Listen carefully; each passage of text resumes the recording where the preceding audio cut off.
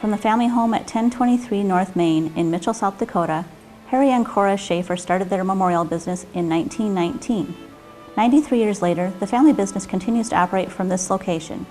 Harry and Cora's son, Clyde Leroy, worked with his parents in the monument business.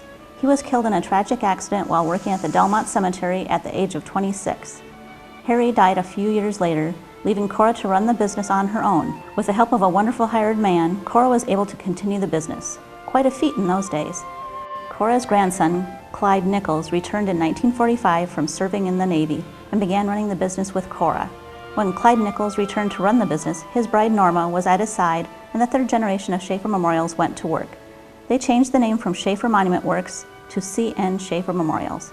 They ran the business together until 1969 when Clyde died of a heart condition while in the Black Hills hunting with his two sons.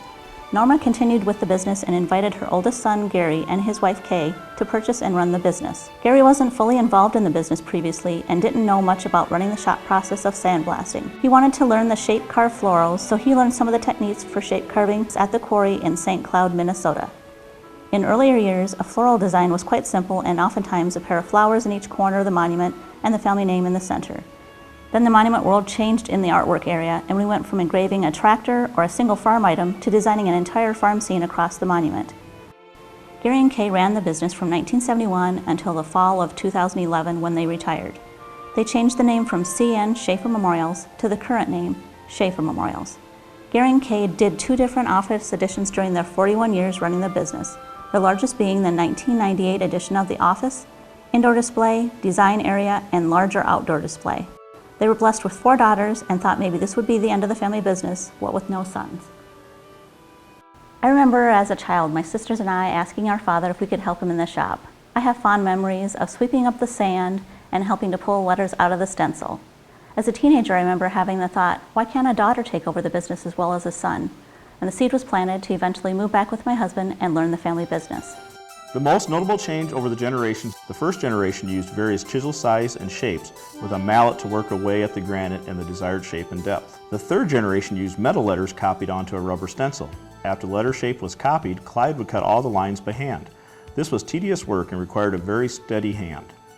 Gary started out with the same metal letters and hand cutting, but was later able to purchase a pneumatic press which uses plastic letters and numbers, greatly simplifying the stressful work of the previous generations.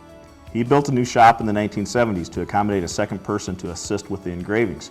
The tools of the trade have definitely changed with the 5th and 6th generation. In 2001, we decided to take the leap and purchase a computer CAD design system, which is still in use today. The use of computers and technology has continued to change the way in which engraving is done. The computerized systems took the cutting of the letters in the stencil to another new level. Once the client approves their personal design, we transfer it to the computer in the shop across the alley where we do the engraving. The computer sends the design and lettering to the plotter, and it commences to cut out all the artwork, letters, and numbers, just as the client viewed on the paper layout, except now it is cut true to size. We are now ready to pull the letters and artwork to run the unit through its multiple steps of sandblasting to get our final product.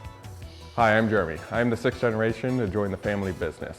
I joined to work with my grandpa Gary, where he taught me his technique for engraving and how we hand carve the curves and depth into a leaf or flower to give it shadow and shape. My older brother Josh helps us with business and marketing strategies, and my younger brother helps us with database entries and mailings. Our vision for the future is to build our business by holding steadfast to the work ethic and hand artistry learned from previous generations. We look forward to the growth in our industry in the art and granite technologies as they change, keeping in mind that any decisions we make, we need to think of the future generations.